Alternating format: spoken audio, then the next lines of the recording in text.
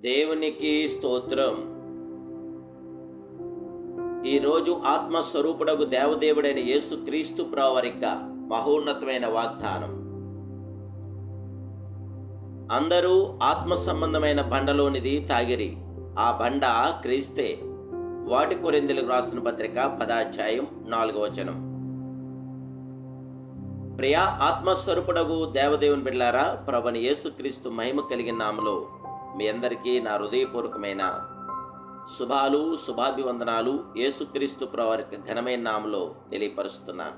సర్వాధికారి అయిన దేవుని బిడ్డలారా, మీరంతా క్షేమంగా ఉన్నారు కదూ?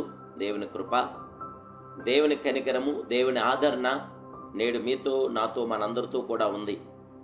నిత్యము మనల్ని చేయబట్టి నడిపిస్తున్న మహాదేవుడు, ఆత్మ సంబంధమైన జయ జీవితాన్ని మనకు అనుగ్రహిస్తున్న మహామహుడు ఆయనే. ఇశ్రాయేలు అరణ్యంలో 40 సంవత్సరములు సంచరించినప్పుడు ఇలాగ జరిగింది. యేసుక్రీస్తు తానే బండగా వారి వెంట వచ్చాడు. బండను మోషే కొట్టినప్పుడు నీరు వచ్చింది. సంఖ్యాకాండం 20:8-10 వరకు.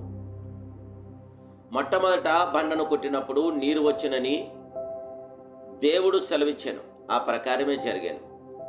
రెండవసారి ఆ బండతో మాట్లాడవలసిందిగా చెప్పబడినను విసుగు చెందిన మోషే బండను కొట్టినందున వాగ్దానం చేయబడిన కానానులోనికి ప్రవేశించలేకపోయాను. ఇందును బట్టి మన కొరకు సిలువ వేయబడిన యేసును మనం మరలా సిలువ వేయకూడదు. హెచ్చరింపబడుచున్నాం.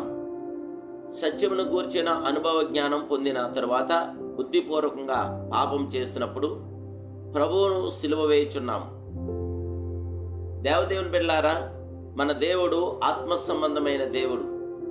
దయచేసి నీ మహిమను నాకు చూపుమని మనవి చేసిన మోషేతో, ఇదిగో నా సమీపంలో ఒక స్థలం ఉన్నది, నీవు ఆ బండ మీద నిలువలేను. నా మహిమ నిన్ను దాటి వెళ్ళుచుండగా ఆ బండ సందులో నిన్ను ఉంచి నిన్ను దాటి వెళ్ళు వరకు నా చేత్తో నిన్ను కప్పేదను అనేను. నిర్గమాకాండం 33:21-22. బండయగు క్రీస్తు మన కొరకు గాయపరచబడెను. ఆయన పొందిన గాయములు బండ సందులుగా ఉన్నవి. నా మాటలు విని వాటి చొప్పున చేయి ప్రతివాడు బండ మీద తన ఇల్లు కట్టుకున్న బుద్ధిమంతుని పోలియుండునని క్రీస్తు చెప్పాడు. వాన కురిసెను, వరదలు వచ్చిన గాని ఆ ఇంటి మీద కొట్టిన గాని దాని పునాది బండ మీద వేయబడిన గనక అది పడలేదు. క్రైస్తవ జీవితమందు ప్రతివారు శ్రమలు ఎదుర్కొనక తప్పదు. అయినను మనం భయపడవలసిన పని లేదు. ఎందుకనగా క్రీస్తు మనకు స్థిరమైన పునాదిగా ఉన్నాడు. దేవునికి స్తోత్రం. క్రీస్తు యేసే ముఖ్యమైన మూలరాయి ఉండగా అపోస్తులను ప్రవర్తులు వేసిన పునాది మీద మీరు కట్టబడి ఉన్నారు. హల్లెలూయా, స్తోత్రం నాయనా. అవును, యేసుక్రీస్తు అను ప్రత్యక్షత మీద సంఘము కట్టబడి ఉన్నది గనుక పాతాళలోక ద్వారములు దాని ఎదుట నిలువనేరవు. క్రీస్తును గూర్చిన ప్రత్యక్షత బండవలే ఉన్నది. దేవదేవుని బిడ్డలారా, అది శ్రేష్టమైన గోధుమలను అనుగ్రహించి నేను వారిని పోషిస్తాను, కొండ తేనెతో నేను నిన్ను తృప్తిపరుస్తానని వాగ్దానం చేస్తున్న వాగ్దానస్తుడే మన ప్రియ ప్రభు. దేవదేవుని బిడ్డలారా, ఆత్మ సంబంధమైన బండలోని తాగి ఆ క్రీస్తు ద్వారా మన జీవితంలో, మన కుటుంబాల్లో జయ విజయాలు పొందుదాం. మన దేవుడు మనకి కృపను, కనికరమును, ఆదరణ అనుగ్రహించి గొప్ప సమాధానము గల గొప్ప దేవుడే. ఆ నీతిమంతుడు, నీతిశూరుడు, నిర్మలాత్ముడగు దేవదేవుడు తనకు విలువైన అమూల్యమైన రక్తాన్ని మన కొరకు చిందించాడు. ఆయన చిందిన రక్తం ద్వారా మనకి జయం కలుగుతుంది, విజయం కలుగుతుంది. జయం గల దేవుని బిడ్డలారా, ప్రార్థన ద్వారా పరలోకమును లేదా దేవుని సన్నిధిని నీ హృదయంలోనికి తెచ్చుకోవచ్చు.